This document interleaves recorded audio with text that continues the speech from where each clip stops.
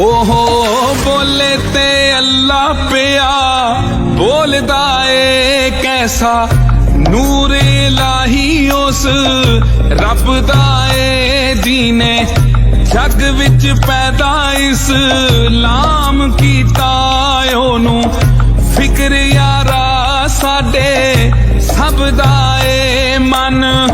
उन्तो दा नारा जी ने मारिया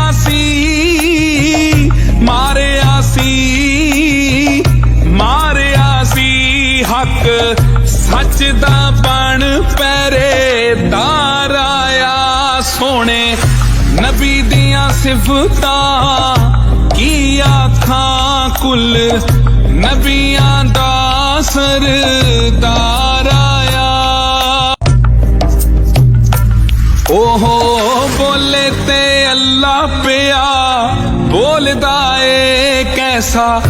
नूर इलाही उस रब दा ए